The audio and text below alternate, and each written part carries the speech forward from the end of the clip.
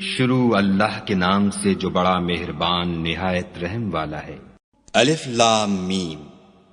کیا لوگ یہ خیال کیے ہوئے ہیں کہ صرف یہ کہنے سے کہ ہم ایمان لے آئے چھوڑ دیے جائیں گے اور ان کی آزمائش نہیں کی جائے گی؟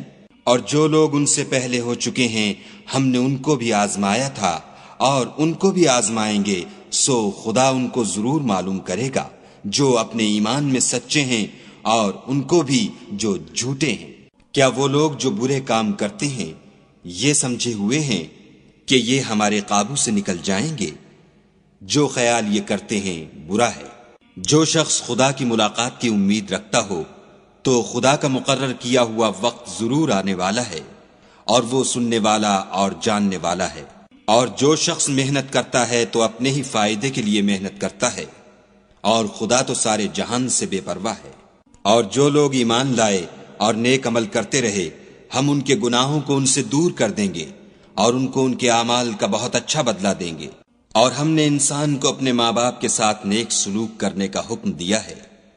اے مخاطب، اگر تیرے ماں باپ تیرے در پہ ہوں کہ تو میرے ساتھ کسی کو شریک بنائے جس کی حقیقت کی تجھے واقفیت نہیں، تو ان کا کہنا نہ مانیو۔ تم سب کو میری طرف لوٹ کر آنا ہے، پھر جو کچھ تم کرتے تھے میں تم کو جتا دوں گا۔ اور جو لوگ ایمان لائے اور نیک عمل کرتے رہے ان کو ہم نیک لوگوں میں داخل کریں گے۔ اور بعض لوگ ایسے ہیں جو کہتے ہیں کہ ہم خدا پر ایمان لائے، جب ان کو خدا کے رستے میں کوئی ایذا پہنچتی ہے تو لوگوں کی ایذا کو یوں سمجھتے ہیں جیسے خدا کا عذاب۔ اور اگر تمہارے پروردگار کی طرف سے مدد پہنچے تو کہتے ہیں کہ ہم تو تمہارے ساتھ تھے۔ کیا جو اہل عالم کے سینوں میں ہے خدا اس سے واقف نہیں؟ اور خدا ان کو ضرور معلوم کرے گا جو سچے مومن ہیں، اور منافقوں کو بھی معلوم کر کے رہے گا۔ اور جو کافر ہیں وہ مومنوں سے کہتے ہیں کہ ہمارے طریق کی پیروی کرو، ہم تمہارے گناہ اٹھا لیں گے، حالانکہ وہ ان کے گناہوں کا کچھ بھی بوجھ اٹھانے والے نہیں۔ کچھ شک نہیں کہ یہ جھوٹے ہیں۔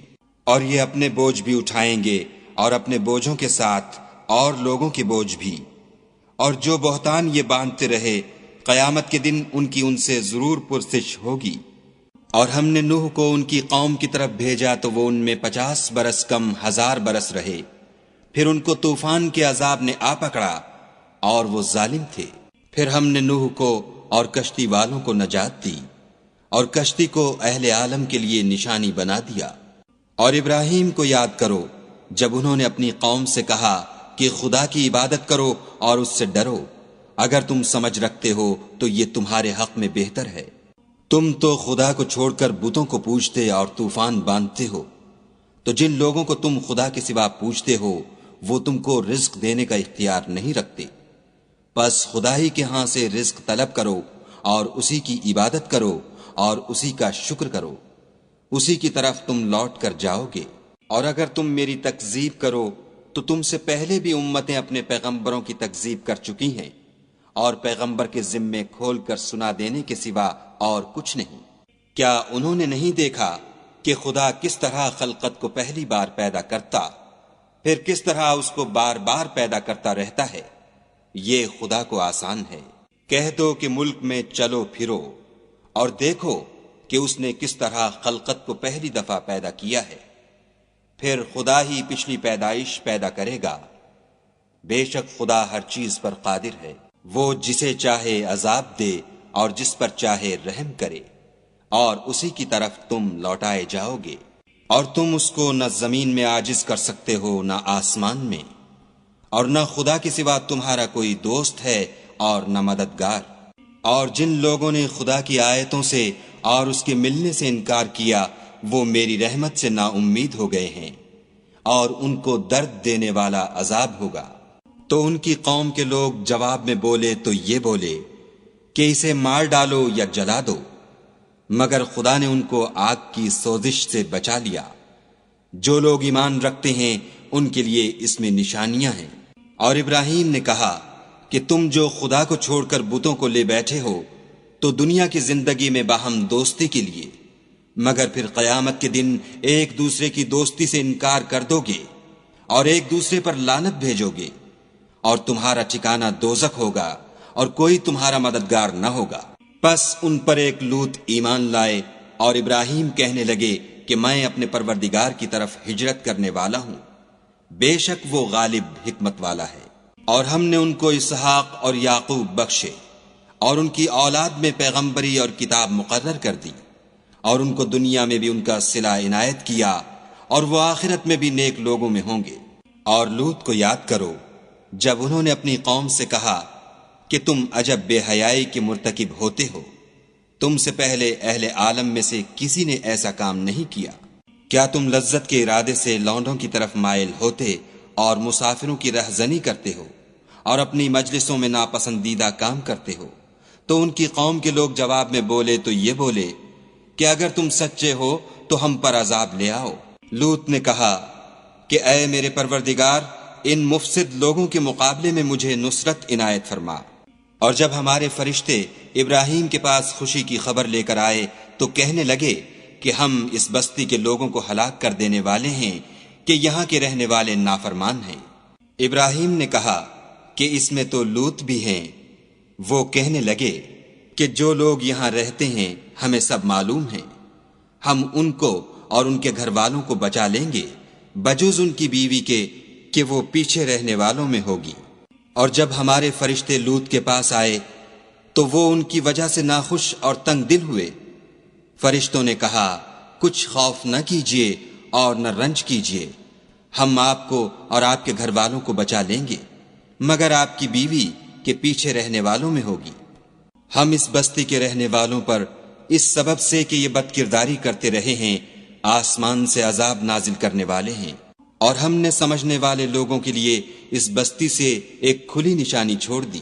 اور مدین کی طرف ان کے بھائی شعیب کو بھیجا تو انہوں نے کہا اے قوم، خدا کی عبادت کرو اور پچھلے دن کے آنے کی امید رکھو اور ملک میں فساد نہ مچاؤ، مگر انہوں نے ان کو جھوٹا سمجھا، سو ان کو زلزلے کے عذاب نے آ پکڑا اور وہ اپنے گھروں میں اوندھے پڑے رہ گئے۔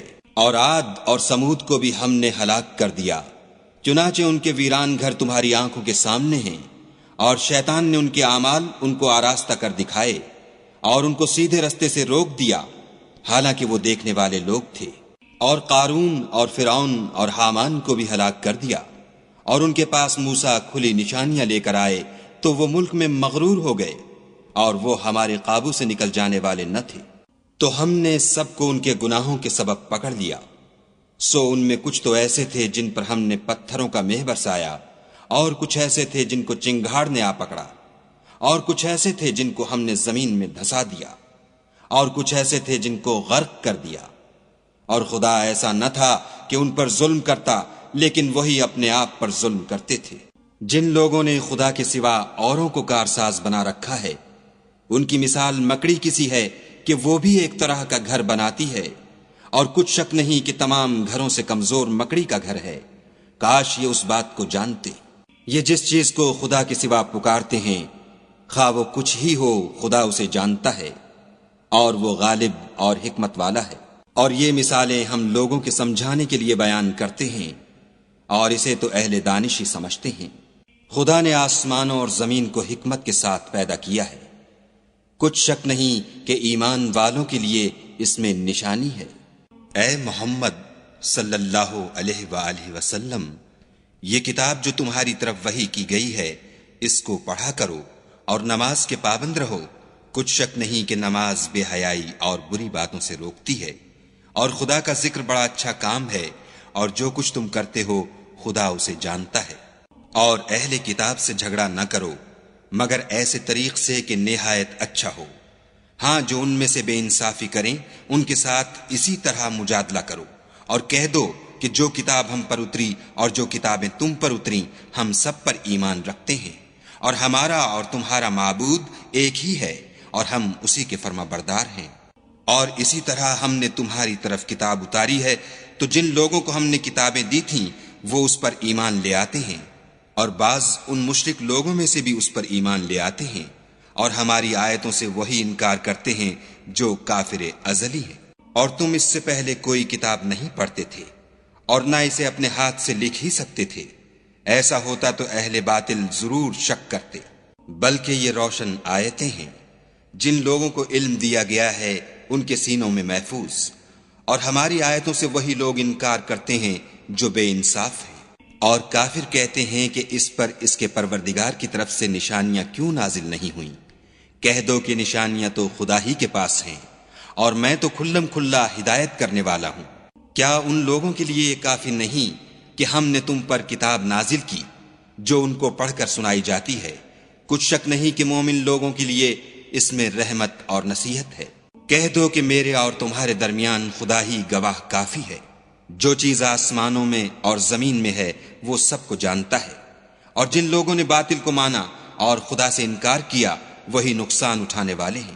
اور یہ لوگ تم سے عذاب کے لیے جلدی کر رہے ہیں، اگر ایک وقت مقرر نہ ہو چکا ہوتا تو ان پر عذاب آ بھی گیا ہوتا، اور وہ کسی وقت میں ان پر ضرور ناگہاں آ کر رہے گا، اور ان کو معلوم بھی نہ ہوگا۔ یہ تم سے عذاب کے لیے جلدی کر رہے ہیں، اور دوزخ تو کافروں کو گھیر لینے والی ہے۔ جس دن عذاب ان کو ان کے اوپر سے اور نیچے سے ڈھانک لے گا، اور خدا فرمائے گا کہ جو کام تم کیا کرتے تھے اب ان کا مزہ چکھو۔ اے میرے بندو، جو ایمان لائے ہو، میری زمین فراخ ہے، تم میری ہی عبادت کرو۔ ہر متنفس موت کا مزہ چکھنے والا ہے، پھر تم ہماری ہی طرف لوٹ کر آؤ گے۔ اور جو لوگ ایمان لائے اور نیک عمل کرتے رہے ان کو ہم بہشت کے اونچے اونچے محلوں میں جگہ دیں گے، جن کے نیچے نہریں بہ رہی ہیں، ہمیشہ ان میں رہیں گے۔ نیک عمل کرنے والوں کا یہ خوب بدلہ ہے، جو صبر کرتے اور اپنے پروردگار پر بھروسہ رکھتے ہیں۔ اور بہت سے جانور ہیں جو اپنا رزق اٹھائے نہیں پھرتے، خدا ہی ان کو رزق دیتا ہے اور تم کو بھی، اور وہ سننے والا اور جاننے والا ہے۔ اور اگر ان سے پوچھو کہ آسمانوں اور زمین کو کس نے پیدا کیا اور سورج اور چاند کو کس نے تمہارے زیر فرمان کیا، تو کہہ دیں گے خدا نے۔ تو پھر یہ کہاں الٹے جا رہے ہیں؟ خدا ہی اپنے بندوں میں سے جس کے لیے چاہتا ہے روزی فراخ کر دیتا ہے، اور جس کے لیے چاہتا ہے تنگ کر دیتا ہے۔ بے شک خدا ہر چیز سے واقف ہے۔ اور اگر تم ان سے پوچھو کہ آسمان سے پانی کس نے برسایا، پھر اس سے زمین کو اس کے مرنے کے بعد کس نے زندہ کیا، تو کہہ دیں گے کہ خدا نے۔ کہہ دو کہ خدا کا شکر ہے، لیکن ان میں اکثر نہیں سمجھتے۔ اور یہ دنیا کی زندگی تو صرف کھیل اور تماشا ہے، اور ہمیشہ کی زندگی کا مقام تو آخرت کا گھر ہے۔ کاش یہ لوگ سمجھتے۔ پھر جب یہ کشتی میں سوار ہوتے ہیں تو خدا کو پکارتے اور خالص اسی کی عبادت کرتے ہیں، لیکن جب وہ ان کو نجات دے کر خشکی پر پہنچا دیتا ہے تو جھٹ شرک کرنے لگ جاتے ہیں، تاکہ جو ہم نے ان کو بخشا ہے اس کی ناشکری کریں اور فائدہ اٹھائیں، سو خیر عنقریب ان کو معلوم ہو جائے گا۔ کیا انہوں نے نہیں دیکھا کہ ہم نے حرم کو مقام امن بنایا ہے اور لوگ ان کے گرد و نواح سے اچک لیے جاتے ہیں؟ کیا یہ لوگ باطل پر اعتقاد رکھتے ہیں اور خدا کی نعمتوں کی ناشکری کرتے ہیں؟ اور اس سے ظالم کون جو خدا پر جھوٹ بہتان باندھے یا جب حق بات اس کے پاس آئے تو اس کی تکذیب کرے؟ کیا کافروں کا ٹھکانہ جہنم میں نہیں ہے؟ اور جن لوگوں نے ہمارے لیے کوشش کی ہم ان کو ضرور اپنے رستے دکھا دیں گے، اور خدا تو نیکوکاروں کے ساتھ ہے۔